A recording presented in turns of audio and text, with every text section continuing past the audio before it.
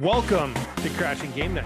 My name is Matt Dioro, your host, as always. Tonight, Crashing Game Night with us is Insomniac community manager Aaron Espinoza. Woo! Hello. And as always, our version of wannabe Ratchet, the beanied one, Gerard Barrera. Welcome to the cage. How's it going, everyone? God. Thank you for listening. Thank you for viewing. Thank The you, cage. Thank you for Cage. being. What's up, And guys? then and we got the babyface one, our Clank, Teowalski. Oh, I'm God. Clank. No, I think that's switch. I should be Ratchet and Jerry should be Clank. Thank you very Oh, much. dear. I'm down with the Clank. I He's mean, funny. and I yeah, like Clank's funnier. Clank's definitely I funny. do like So- Clank. Clank has a very good delivery, like on the joke. He does. Oh yeah, He has a David good Cage. sarcasm. it's the at best good. laugh too. times. The best laugh. Scooby That Dooing is laugh, true. you know? He's so good. Right? And I'm totally Oh. down being an inventor. I like that's like dream job. Or should I just call him, or should we just call Jerry Dr. Nefarious? Mm. Ugh. Mm. You don't want to be nefarious? Not really. I like Oof. Clank, man. I mean, if Jerry is nefarious, Matt is Captain Quark. Mm. Okay. Wow. I'll There he take is. Nefarious. Thank you. Oh no! What's with this quark? I will not take this quark slander. I will not take. No. I Oh. So he has a good arc. Okay, he went from being that dude to Ratchet saying he's a good guy and that he Yeah. believes and he's here. But then he plummeted a little bit, and then he's got a roller coaster of a career. He's real. I think we've all been there. We've all had. That's had our true. ups and downs. Yeah. I mean, I haven't yet had that moment where I'm in my whitey tidies on the regular, but I'm looking forward to that time. Don't we all own a crotchetizer? I mean, come on. I've had Oh. I've had a time. I've had a few times. So Oh my I'm not gonna lie, bro. Aaron, how you doing? I'm doing okay. I'm doing okay. This is The roommate and I had to have a talk. Or Oh, Lord. You Wait, received they the had to talk, have I like it received the was. talk. Like, Hey, bro. You're on the receiving end. It remember, wasn't quite I back might and have to forth. edit. Remember, we might have to edit some of this. Anyways, Aaron, But yeah. Anyways, yeah, we've been trying to make this happen for a while now. Glad we Yes. finally get you on, and life is life. We won't get into that. Yeah. but but overall, so how's happy. it- Thank you for joining. how are you doing now? You can go back to work, like in the office. Oh man, it's all very exciting. I know that's a generic answer, but like truly for me, look, this shrine of Insomniac behind me has existed before I joined Insomniac. I've been a big fan of the studio forever. Since I was a kid. Since Spiral the Dragon was my first Insomniac game. Mhm. Oh, And nice. so I've Good and stuff. since I My knew wife's people made my wife in the car What's that? today when I said we were having you on, she's like, "Well, just tell him Spyro is the best game." Yeah, that's right. She's a huge fan. those games hold up very well. Oh yeah, I even the still- humor in them Yeah, stand up still. behind me right here is the original PS1, and I pop it into this TV behind me, and I still pop in the original Spyro. And Sweet. and That's no badass. disrespect to the remakes, to the remasters that they made Activision, which are very good, by the way. Yes, But I prefer to play the original ones. It's just there's a charm to like the old polygonal Yeah, graphics and stuff. I just absolutely love it is. so much. And so yeah, I mean, thank her for playing. And I know yeah, I wasn't she's- working at Insomniac at that point Yeah. in time, but it is part of her legacy. no, she's an absolute Spyro fan. She loves Spyro and whatnot. And but yeah, because I know for you, right, you started like pretty much the beginning of pandemic, right? So you've been work at home almost this whole time, right? I started a year ago. I'm just Okay, a so little over year a year ago. now. So about halfway through the pandemic.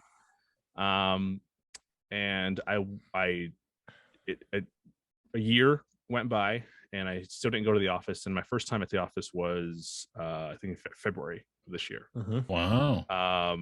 And I remember driving to Burbank from Long Beach and just giddy from excitement. Like I get to see not only your place where the history of my job is and the history of like my youth is, but like the new version of that, you know, because there's a new revamped studio. They redid it, and I walked in and just like I teared up. It was like one of those moments of pure joy. You made it. Yeah. Like you made the promised land. Like it's there. Yeah, it's so fascinating, and maybe we go into this later, but you know, at the jobs that I worked in, you know, I've done PR most of the time, most of my career, and so a lot of the PR work for an agency, it's a lot of like you do a campaign for, you know, set amount of time. Once you're done with that game, it's on to the next one, and you're done. And the studio they were working with or the company you're working with says, "All right, bye. We'll contact you when we need you again," and then you really never hear from them again because they, you know, things shuffle around and you move around or whatever. So Insomniac is it was very weird because you know, we launched Ratchet and which is great, and in a way I always kind of felt like I was going to leave that studio within a year. Really, you didn't think you were going to stay? No, and not because I wanted to leave or because I was going to get fired or anything. It's just the nature of after my the job career was done. history. Like The nature of my career definitely has instilled that idea of like, okay, once you're done with this, you're gone, you're out of here. And then project I was pleasantly surprised. Yeah, I was pleasantly surprised that I got to stay. Not, you know, unsurprisingly I got to stay, but just the mind rework of like, oh no, I work at a place that I'm here forever, and I want to be here forever. So being able to walk to the studio for the first time was just this real moment of like, okay, yeah, this is definitely permanent. Like this is I'm here for the long haul. I'm here. That's awesome. That's awesome. That's great, dude. So, I mean, we can actually kind of jump into out of order a little bit, but so with that, right? You being a longtime Insomniac fan, what was it about moving from doing PR, which you had done for a while, and then moving to being a community manager that just made that your dream job, aside from it being, well, Insomniac? Yeah, I mean, you know, I guess is that question more like focus on the profession, like going from PR to community? Both. I mean, both. What made going to Insomniac, outside of it being your favorite studio with Ratchet and all that, what made that your dream, like a dream job? You know, a lot of PR is, and I enjoyed doing PR. I loved it, but a lot of it was definitely tailoring messaging and tailoring like communication to press people. And don't get me wrong, I have a lot of friends who are in press. I love talking to the press. I love that side of it, but you know, it's just kind of like, it was like this added step of like going from us to press to fans. And then I wanted to always go to fans directly because I'm someone who plays games all the time. I love games. I love video games. I've loved them for all my life, and I know how to talk about them. I know how to speak to that group. It's better when you get it from the source. Yeah, and I've always wanted to speak to the fans, and it's, you know, adding the Insomniac element to this is I've always been a big fan of the studio, so I've always been in the community, and I've always seen how great and how just welcoming this community is, and so I've always wanted to interface with fans who really love the games that people make. And what's really cool, and a little self-servingly here, is when you are in PR, a lot of the stuff that you do communicate to people are never your own words, or at least they're your words but told to somebody else. So usually I will give somebody, you know, the talking points, and here's what you can say, ABC XYZ, like stick to the script. With community management, a lot of that stuff is me. It's my voice. It's me putting it through the Insomniac channels. It's me being able to communicate to fans as me. I don't have to tell executive, you know, high ranking executive, say these things and these, you're good to go. No, it's all me all the time now. So I take credit for my own words. There you go. Cool. So with being a community manager, I was wondering, I mean, there's a lot of people out there that don't actually know what a community manager does, aside from just you interfacing through Twitter or something like that. So what is the responsibilities of a community manager, especially with like Insomniac? You know, I think that definition varies from company to company, and at Insomniac, you know, it could even sort of vary between us too. But I think the core word is community, and thinking about what that can mean, right? So a lot of people usually look at that and say, oh, that's just people who play your games. That's your online community of players. But community to me is anyone who encompasses that culture and that the stuff that we make. So that's fans, that's people who play our stuff. Those are the developers who make our games. So that includes the people who work at Insomniac. That includes people who maybe aren't fans of the studio but know about our games and play our games. You know, for lack of a better term, the casual players. You know, sometimes they're not aware of who the people are who make games. They just know there's a game, I buy it, I like it. That's it. It could be press. It could be, you know, basically to me, it is anyone who could be a friend of the studio. And I know that sounds really corny and very cheesy, but anyone who talks with us, you know, it's my job to relay information to them, let them know what we're doing, let them know how we're doing. When we have something new, you know, we put it in front of them and say, hey, look, check this thing out, tell us what you think. And it's getting a lot of that feedback. You know, like if people like something, you know, I let the team know, and the team gets to listen to all the amazing stuff that people get to say. Or if there's something that isn't amazing, right? Like maybe there's something we can do better. I let the team know, like, hey, this is something that maybe they want to see, or this is something we could do better. So it's being a community manager.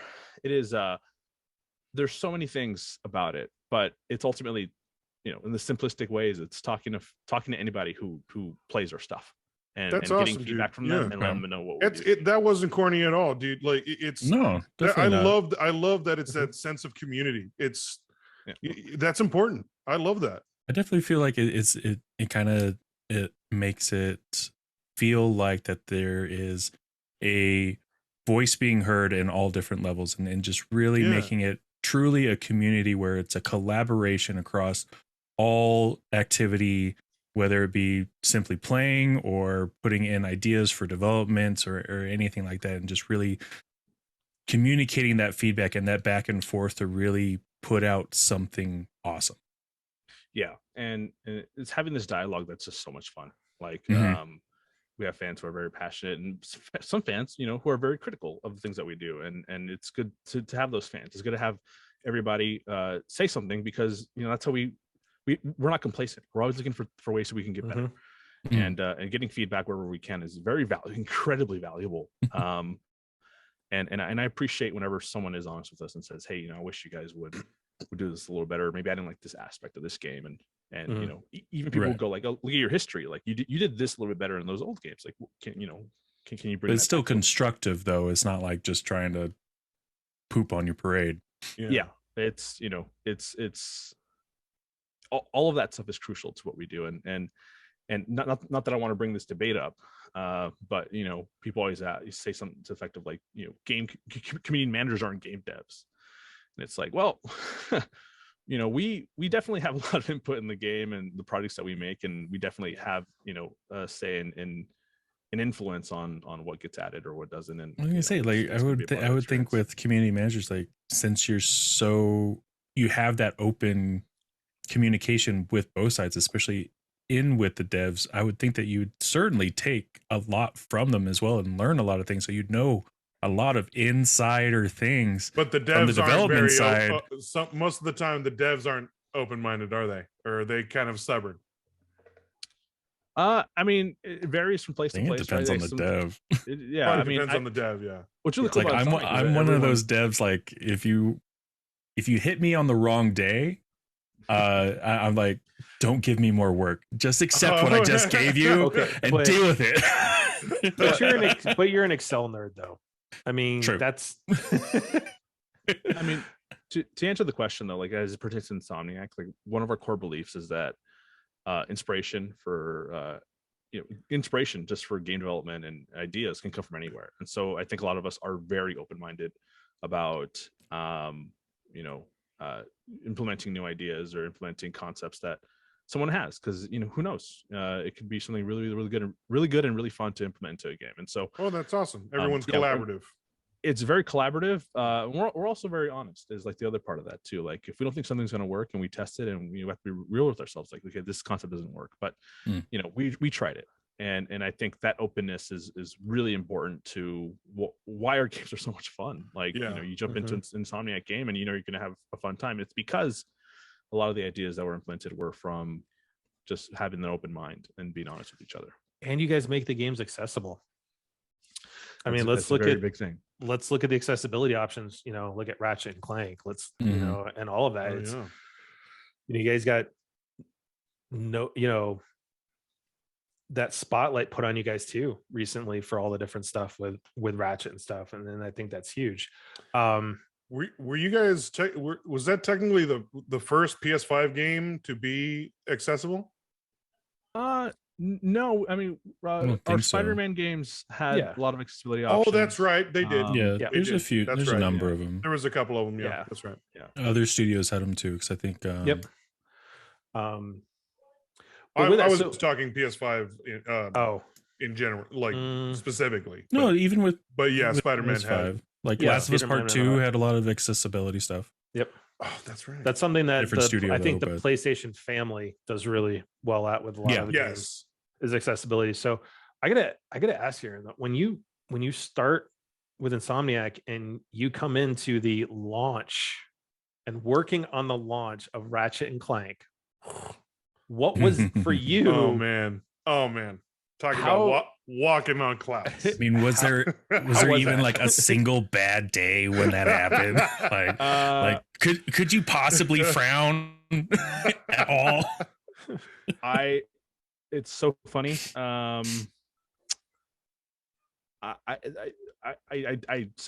I tear up talking about this aspect of it, I'm so sorry. By all means, it was all unreal, right, man. It was unreal. I go back and I watch my reaction video to seeing the Ratchet and Clank Rift Apart trailer a lot, and that moment was like pure joy. Like it if you've ever seen happiness in personified, like, I think that's what it is. And I never thought that a year later, I would be launching that game. Like, it is unreal. And to have gotten the call back and to be told, like, hey, your first game's going to be Ratchet, and no disrespect to Spider-Man, no disrespect to any other IP, that like Resistance or anything that we worked on, but like that's your game. That is my game. That's your game, bro. Right. And Ratchet and dude, Clank. you got to live your dream. That's amazing. That's so awesome, dude.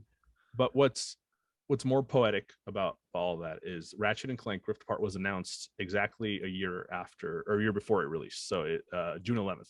Oh, so wow. June 11th, 2020 was when it was announced, and June 11th, 2021 when it was launched. And so the day that it launched, I just remember going back to my video and being like, did you ever think this was going to happen? Yep. And seeing, man, like, I was so nervous that the night before the reviews dropped, and seeing the critical response to it. And like, Ratchet and Clank, has always been a fun series at any rate. I'll tell you right now that no matter what the fans think about like the worst regarded Ratchet game, it's still a whole lot of fun to play. Like, that's reality. Oh, like, yeah. Can I make a confession? What's that? My first Ratchet game was the one on the PS4 that was like made into a movie. That was the first one I actually sat down, played, and finished. Like, I just never really was into Which it. is when it fine too, originally but came that's out, all. But That also speaks a lot to Ratchet and Clank, because you can jump into that series at any time, Yeah, and you really not can. necessarily And- need the backstory or but anything, you and know just what's purely bad? love the story. You know what's bad though is that we know one of the producers for the Ratchet collection when that came out on Vita and PS3. Yeah. Well, to your credit, So yeah, I mean, to your credit, there is like Ratchet and Clank 2016 was made for that purpose. Is for people who never played it or maybe never gave it a chance to jump back in and get a chance to play, a retelling of that origin story. And it's a great introduction to Ratchet, I think. And I think that game holds up really well today. It looks gorgeous. The PS5 update, 60 FPS, like, it looks amazing now. And yeah, I mean, if you never played Ratchet, it's a really good place to start. And personally, I would always recommend the original game, 2002, because it's just what you do with Ratchet from there. It's like you see the through line of improvements that each game has made over the course of the years, from Ratchet 1 to Going Commando to Up Your Arsenal to Deadlock. Like, you get to see this like improvement in quality with every single one, and it's just amazing. So I mean, if you ever get a chance to actually go back and play those games, anybody who's listening, like, and you never actually played one, start with the original if you can, but if you only have modern hardware, then go ahead and jump on the PS4 Well, version. I just freed up room on my Vita to reinstall the collection to go back and Nice. play it. Nice. So, Got one. I mean, you and I both go back and forth on Twitter with the Vitas. We both have that nice blue Vita. Looking to get a red one. Hey, just the fact I got a blue one was one I hunted for a while, and my wife ended up finding one that was in Nice. mint condition Perfect. at GameStop used. So, Oh, wow. but I want to Fine. say, That's a I fine. do want to say this, and Jerry can attest this because he's been around. My son weighs this, but my son loves Rift Oh, yeah. Apart. Yeah. Like, Awesome. just I think putting in that Ranger mode was such a brilliant idea because my son is 4, but he's able to play a good portion of that game on his own without needing help. So And it really helps like the kids that age to like start picking it up, because even in the next day he was even starting to pick it up. Like, yeah, like he was getting the controls controller and- and like kind of getting the controls down. Now and, he's- like it now almost he's kind of like, graduated. he kind of knows how to Yeah. play. Like, he's yeah. graduated out of Ranger mode, but Nice. so all I can say is to you and the team for that piece, thank you. Yeah. From my family to yours, is that I think that was an amazing thing to put in there. Because Yeah, my that's son, awesome, man. my son is at that stage where, I mean, he picks up gaming so well nowadays, and just that Ratchet and Clank was kind of a gateway for him to all these other games like that are in the, like Astro and Sackboy and stuff like that. Ratchet was his gateway. Nice. I'm really happy. Thanks for sharing that story. First of all, it definitely appreciate that, and I'm glad that your family has enjoyed that game and it's brought you a lot of joy. I mean, that really does warm my heart, and I'm not just saying that. Like, it's cool to hear that people are able to play that game, and to me, like, I have my partner here. She, she's a huge accessibility advocate, and not just that, but approachability advocate. So to hear that the game was very approachable and accessible, I think is very, very important. Yeah, I mean, it's awesome. Do you guys, does he have a favorite weapon at all? Do you know, like, is he able to? He just hits the button to swap to whatever weapon he wants to use. That's right. Yeah, same here. But just he recap. does. He does like watching me at least use the. I can't remember the name of the gun, but the one that opens the portals. The Rhino 8. Rhino. The Rhino 8. Because he plays Horizon with me. He'll sit and play with it, and watch me play it and stuff. So when the Thunderjaw drops in and all that, he's just like, oh my god, it's the Tyrannosaurus Rex, and he just loves seeing all these different things. And honestly, that's my personal favorite, but that's more because I just sat there when I finally unlocked it. I just sat there and just kept opening the portal to find out what would fall through. And all the Easter eggs that the team put in there was amazing. I mean, Sly's van, Nathan Drake's plane that he crashed into the tree. Yeah. Oh, dude, everything. The Jeep's in there. Daxter, Jack and Daxter, which, like, I do have to say that was my first into Insomniac. I love those games. I love Ratchet and Clank. I love Sly. That slid into all of those games. And I just have to say, like, you guys, it's exactly what you said, man. Like, they're just so enjoyable. It doesn't really matter like how old they are. Like you said, you can still hit up the PS2 versions, still have a blast, because they really do hold up. They're that fun, that much fun.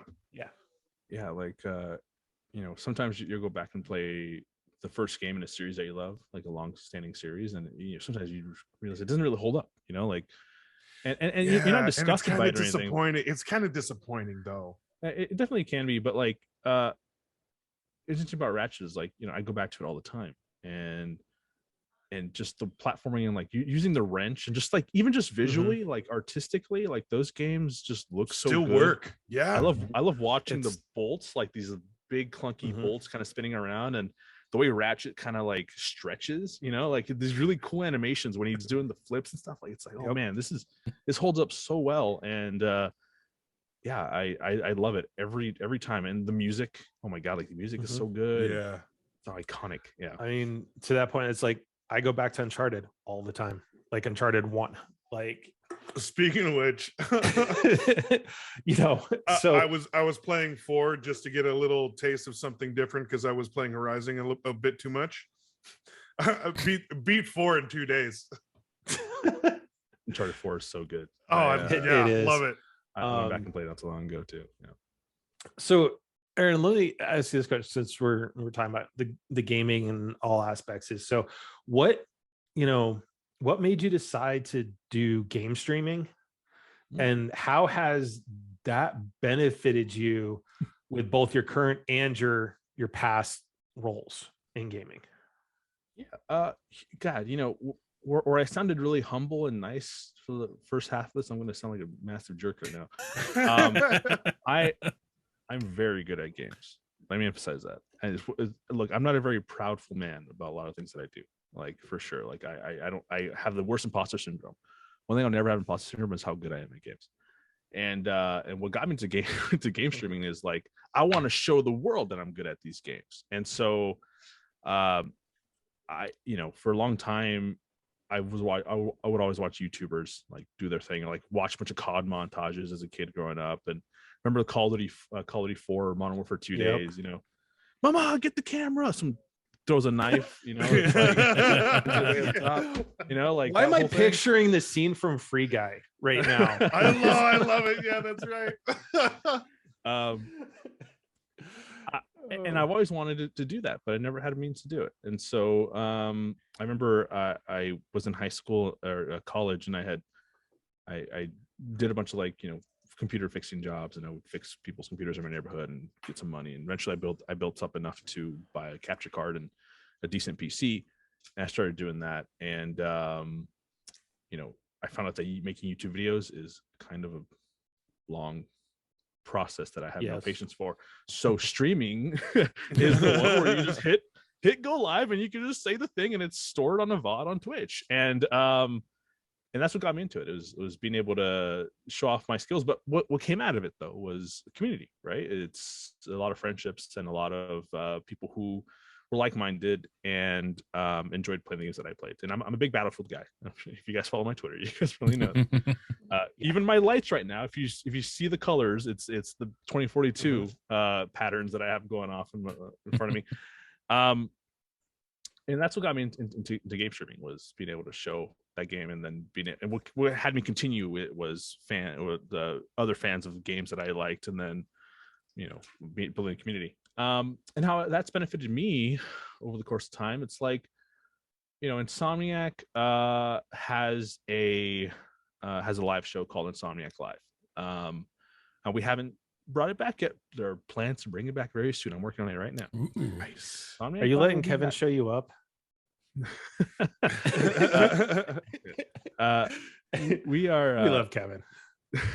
Yeah, we're probably bringing it back. And the way that it's helped out is just like being able to know how to stream, right? Like how to play a game, how to talk to the community while you're playing the game, but also just being a host and being able to communicate just like a streamer, like being grounded, being at that level. I think if you ever do watch like a show hosted by like a game company, it usually feels very like scripted, like buttoned up, but not in a good way. Kind of like, oh, it's man, still television. Yeah, it's like, what do you do? Like, there's no relatability here at all. Like, where's that part of it? And so, like, I think with me being a part of the Insomniac Live crew is like, I know how to stream, I know how to do all that stuff, and it helps on the technical side. It helps being able to, like, if something goes wrong, I know exactly how to fix that problem.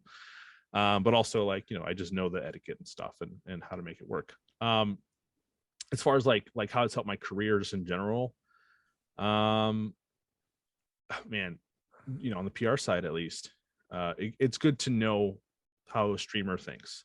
If you want to reach streamers, you got to know, like, you got to be mindful of their schedules, got to be mindful of like their own end goals. Like, what do they want? They just want to play games, but they want to get paid, they want to do all that stuff. Like, there's different aspects to every streamer. And so it's definitely getting into the mind of them and being able to communicate with them on their level, and not communicating to them like I'm pitching IGN.com. Like, that's not the way that goes. You got to be real with them. You got to be conversational. Yep. And so, it helps to not only get in their mind, but also like be one, right? Like, what would I want out of a deal working with a company? Like, that's that experience. That's what that brings. Nice. Sweet. So when you look at getting into your role, right, as community, what is some advice that you could give to those that are looking to break into the industry, especially as a community manager?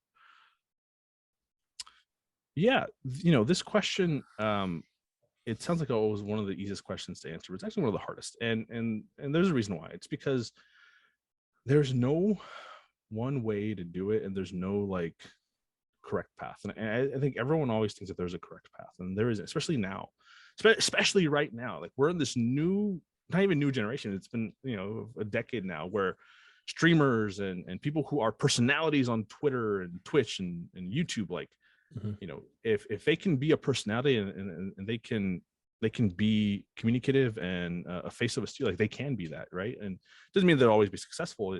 Varying results with that every time. But for me, and from any developer that you talk to and ask this question to, I think the one common story and theme you'll hear is persistence. It's really having a drive to work in games and knowing exactly where you're going to get into. A lot of people say they want to work in games because they love playing games, and that's great and that's fine. But you also have to understand and read up about how games are actually made. Like, what's the process? Be realistic with things. So sometimes, unfortunately, a lot of people think that if you think of an idea, you can just will it into existence. And yes, if we all work to develop an idea, we can put it into existence. But all that stuff always takes time. It takes energy. It takes resources, right? You just can't like snap and then all of a sudden, a feature is in a game within a day or a week. Like, you hear these stories sometimes on Twitter. People say like, oh, just add this feature. I'll do it in 2 days. Because that's going to be so easy. Right. It's not like that. It takes, no. It takes if a lot. Anybody ever looks into dev, like, you'll easily find out like adding a button just on like a web page is easily more than 30 lines of code if you're trying to do all the aspects that it needs to do.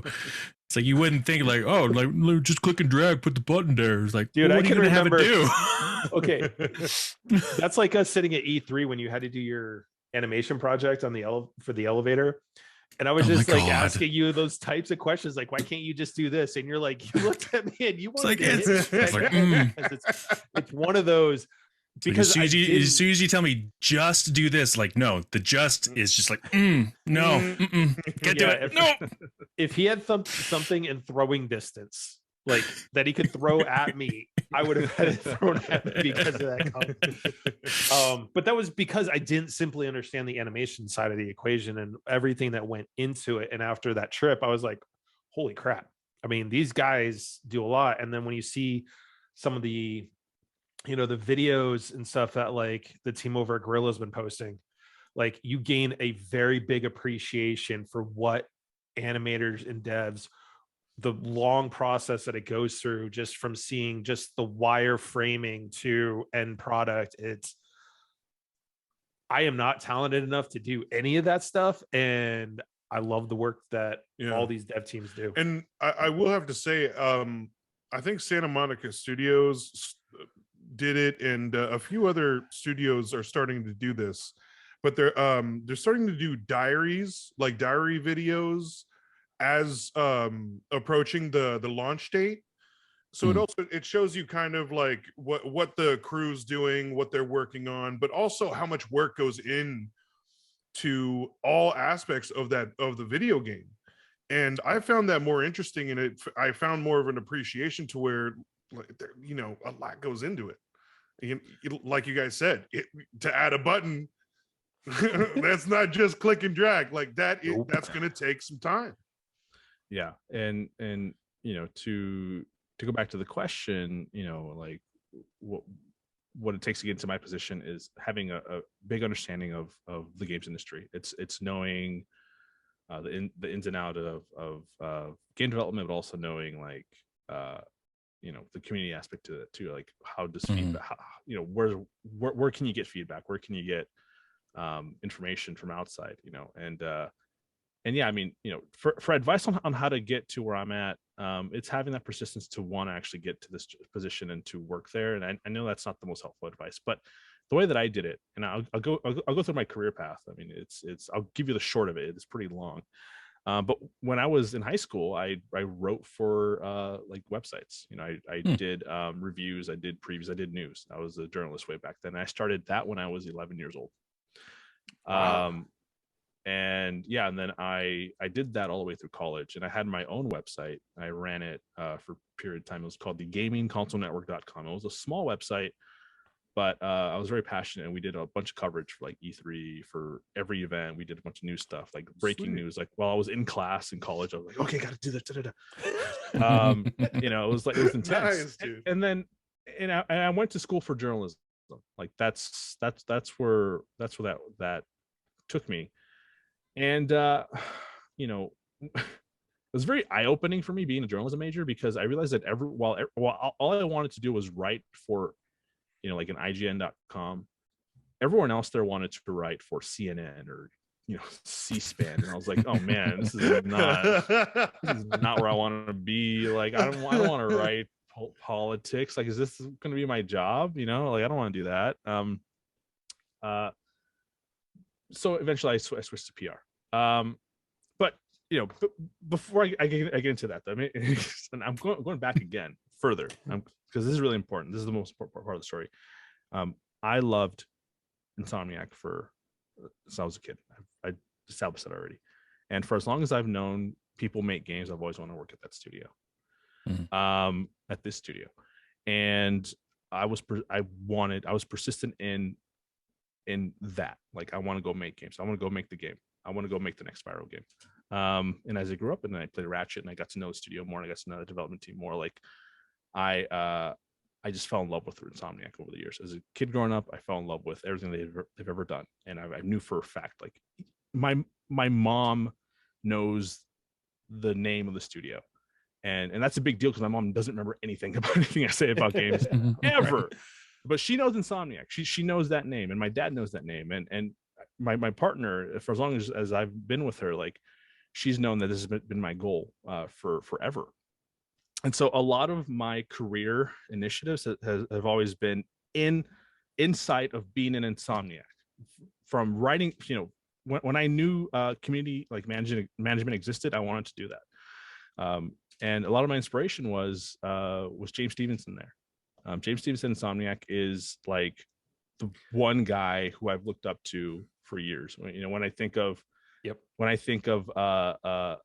who he is to me, he's like the Sonic to my Tails. Like, I was always looking up to James Stevenson, and I would talk to him and get to know him. And I think that's important. That's important. That's one piece of advice I have for a lot of people, is like, get to know the place you want to work at, and get to know the people, like network, and get, let them know who you are, let them know how passionate you are, because that's what got me into the doors here at Insomniac. Was they knew I was a big fan, and in a way I was an offer they could not refuse, like they had to bring me in. And so fast forwarding now, it's like a lot of things that I did, from being a journalist to switching my career path in PR, like a lot of stuff was in service of getting the experience and knowing the industry and knowing how all this stuff works inside of going to Insomniac. When I would apply there and interview there, I can say, hey, I'm a huge fan of your studio and I love you. Don't say that I love you, bro. That's weird. But it's also saying I'm a fan, but I'm also professional and I'm also experienced. Like I know exactly how the industry works. I know the ins and outs of it.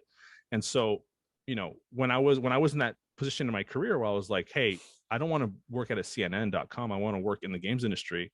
But like, I want to just go directly into it. I don't want to go to IGN and then eventually be like, hey, I got communication experience. Now I can work in do that stuff. No, I said, screw it. I'm going to go straight into it. And so I did PR work. and I got an internship. I worked at BHI for a little bit. That's an agency here in Santa Monica. And then I eventually went to Deep Silver after that. And then I came back. I got the job again at BHI because I was homesick. I didn't like being in San Francisco.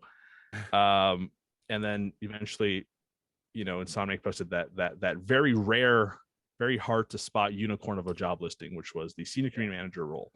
And I applied with nerves, and I was scared, and I was frightened, but man, it was one hell of a process. And the reason I got that job is because, again, since I was 11 years old, writing in games journalism, like that is the experience that got me all the way to this very moment in time. And yeah, I mean, ultimately it's like and this is long-winded. This is very long-winded. I'm sorry if this is terrible. It's all right, bro. Please. Welcome to game night. This is what we do. That's right, man. It's okay. We don't ever stay on the rails. We are off the rails all the time, sir.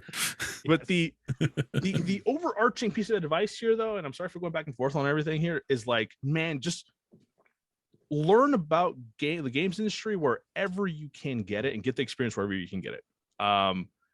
If you're a Twitch streamer, like, please, like, find ways how you can apply that to a career, right? Like, think about the ways that like Twitch streaming can benefit you, and the knowledge that you can bring to a studio in a community management position on how to do better streaming. Like, if you think a studio can do better with its streaming like presence on Twitch, like, that's valuable, especially right now. A lot, companies are trying to do it, and like I said earlier, a lot of them are not very authentic with it, right? It feels very wooden and very stiff, and it just doesn't seem relatable. But bring that experience to a company. If you're a YouTuber making videos, like, how can you bring your video experience into a game studio like Insomniac?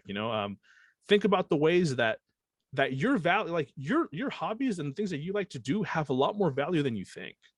And they can be applied in really creative ways. Like, get creative and find a way to build up your resume, to say like, hey, I have the experience, but here's my experience, and here's how I can benefit you. Like, on my resume, I have not just formal, schooling, not just, hey, I worked at an agency, but here are things that I've done for my own hobbies, and here's example of those hobbies. Photography. I love photography. Like, it's one of my favorite things in the world. Let's not go off rails there, because actually, I owned a photography business for years. Pentax K1000 was the first ever camera I shot on. Nice. Yeah. I love that. And what was really cool is like, James Stevenson followed me on my Instagram, and he would see all these photos that I would post, and he would like all my really cool, like, DSLR mirrorless camera photos. Like, he liked all those. And oh man, what helped a lot was I was a big Ratchet and Clank fan. Did you guys know this? I'm a big Ratchet and Clank. Yeah. I don't think it's come up so far. That seems like a weird topic to bring up right now. Based on the decor, I don't know. Yeah, it's who put that there? I don't know. Right. You sure that's not green screen? Oh crap! NVIDIA broadcast is fumbling now, huh? Right. No, I would always take photos of the Ratchet and Clank stuff, and that was not like intentional. It was just because I love Ratchet and Clank, so I would always take photos of Ratchet and Clank. My collection of action figures, whatever. I'd upload those to my Instagram. And James Stevenson, of course, being the community director of Insomniac, would like those. But I also got to like accidentally show him my skills, in that weird way of like, hey, I can take photos of your stuff. Like, so I like your stuff, but also it looks really good. I make it look good. That's why, like, that's exactly what it was.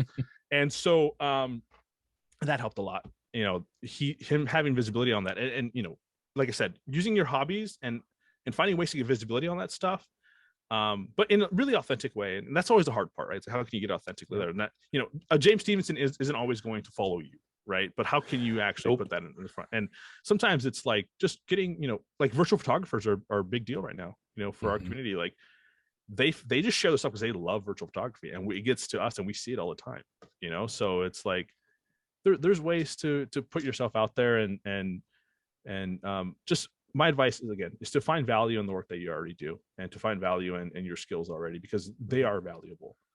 And if you don't feel like you're in a spot where they are, man, I hate to say it, but practice does make perfect. Yeah, like you do get there.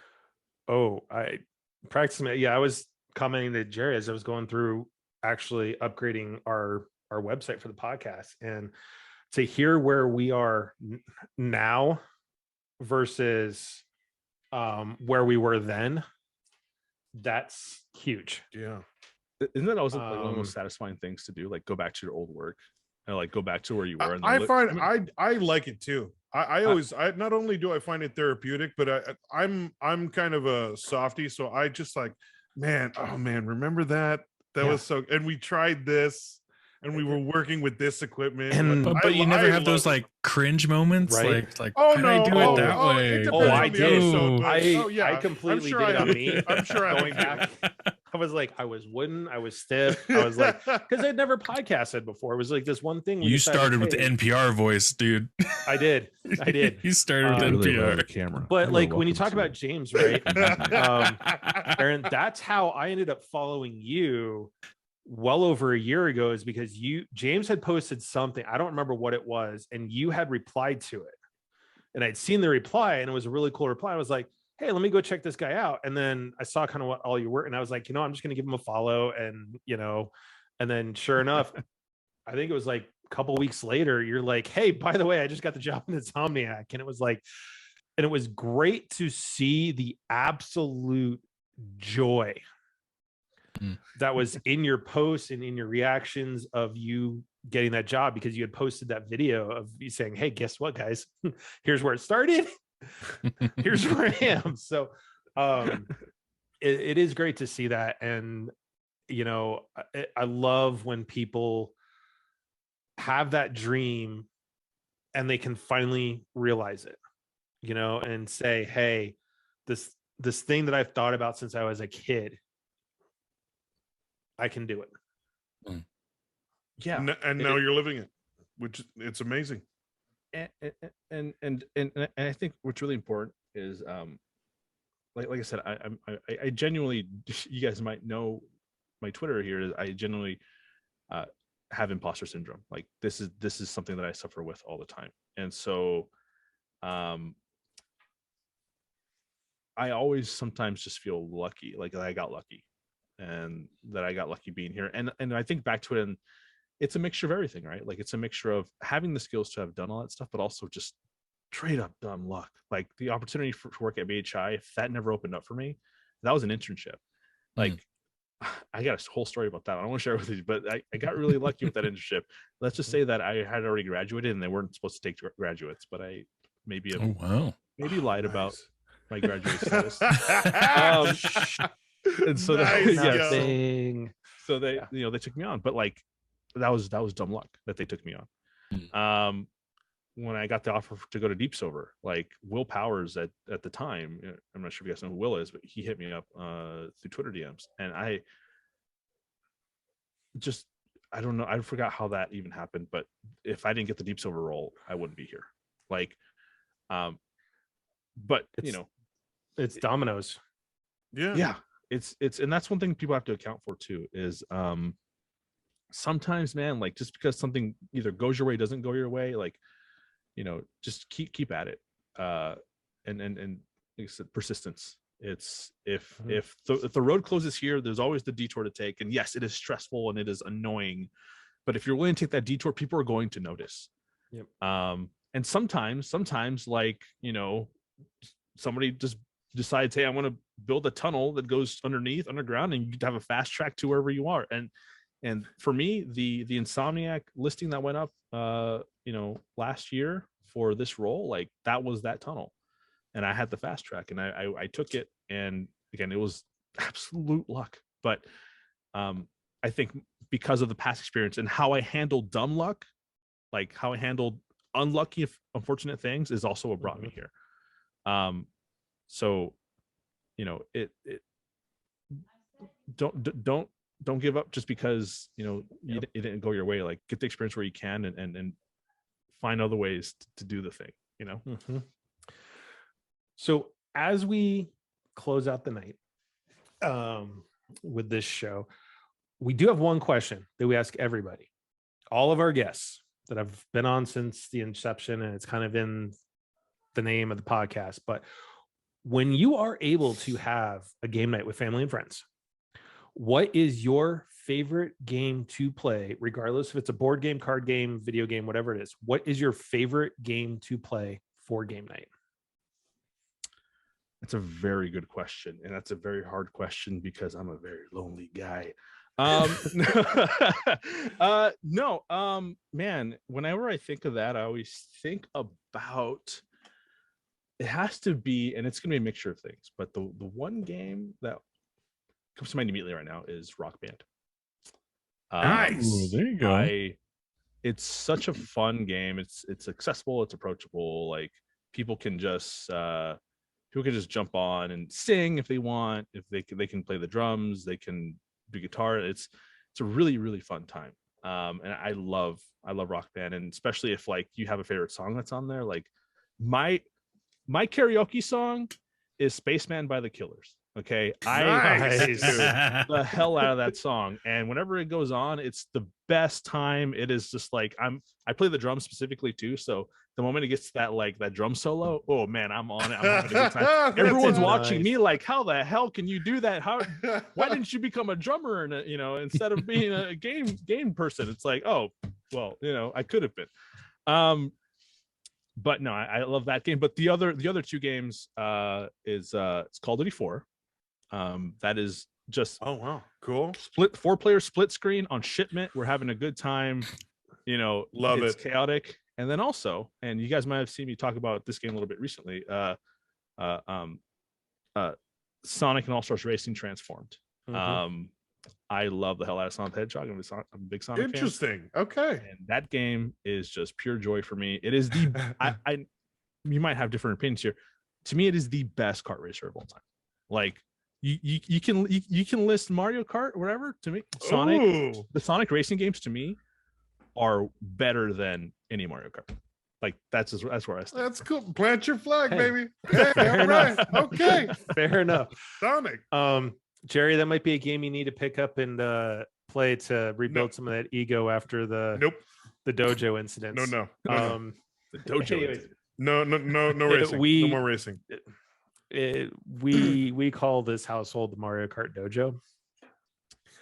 This is where It's you not a dojo. It's a no. it's a scam because that wife of his is a ringer. No, that's why it's a dojo. You go to a dojo to challenge the master. Scam.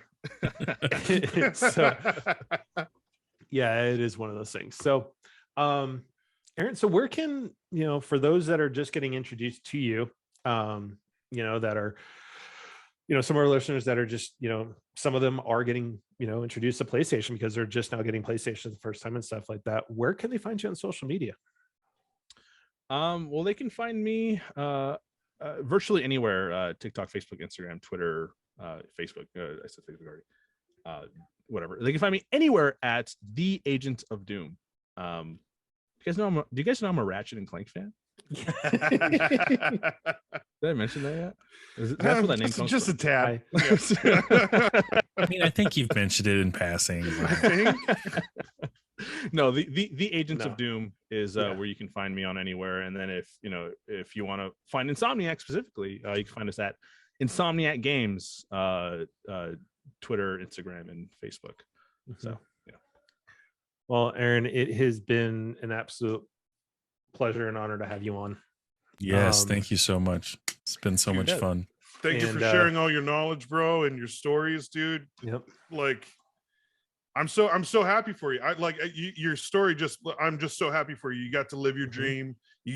But you made it happen, and that's just so great, dude. And just enjoy the ride, bro. Yeah, and so I awesome. have been, and I have been, and also thanks to you guys for letting me come on here. I haven't done a podcast in years. This is a really good way to start that up again. I feel You better Good. about podcasting now. Yeah. Well, you, much like every guest we've had on, including Mary a few weeks ago, you are welcome back anytime. Yeah, dude. Now, granted, I get to have you back on. We gotta get some things approved by but no, you have a standing invitation. Yeah, You are bro. welcome back anytime. Yeah, hit me up if you ever talk about anything. There's You guys have anything in particular you feel like I would be good to talk about? Like, I'm always down. I'm always Everything. Just everything. Just come on. Just everything. But yeah, we want to hear about your experience watching Willow. Oh man. Oh yeah, yes. you still gotta do that. Willow. Willow, dude. But yeah, to all those listeners that are listening to us the first time, thank you for taking the time out to listen to us. If you like what you heard, make sure to hit that subscribe button on the platform you are listening to us on, or head on over to crashinggamenight.com, where incidentally, here once we get this episode posted, Aaron will have a profile on the website to where all his links will actually be available. So if you want to go check out his Twitch channel, Instagram, all those links will be right on that webpage profile for you guys. But absolutely, thank you to our listeners. We wouldn't be here without you. Hopefully with all the stress going on in the world with everything now, hopefully this little bit of time brought a little bit of laughter and distraction to your lives. So as always, be excellent to each other and stay frosty. What's up, everybody? Thank you guys for joining. Thank you for listening. Thank you for watching. Once again, we always need support. Let's support everybody. Let's support the Black Lives Matter. Stop that Asian hate. Support your LGBTQ plus community. Let's support our women. It's still a little crazy out there. It's still feeling just not completely right, but let's just, once again, guys, just give a little bit more compassion, have a little bit more patience. That's also, to me, we all need to practice to be better. So let's just try and be better and lend a helping hand when we can. And thank you guys for joining. Thanks, nerds. I'll take Jason's line. Be kind, rewind, and my man Theo. I just love saying it that way. My man. It's the last time I get to do it, okay? For now. Well, I mean, yeah, I guess so. But Aaron, again, thank you so much for joining us. Thank you so much, dude. Not to speak over Jerry, but I appreciate you supporting the beanie community as well. Just putting that out there. That's right. Thank you. You know what? I'm so sorry for not mentioning that. My fellow wearer, thank you so much. I mean, I'm not both not of you being in like warmer climates or areas than us and everything, still wearing beanies, but I got you. Committed. Yeah, we're committed, man. Won't stop. Yeah. And to those that are listening and want to catch us on Twitch, just a friendly reminder, even after we get this posted, we are moving to Tuesdays for a while. So make sure you change your calendars. We are on Tuesdays, still the same time, 9 p.m. Eastern. But thank you for listening. Thank you for watching. Till next time, TTFN, ta-ta for now. Good night, everybody.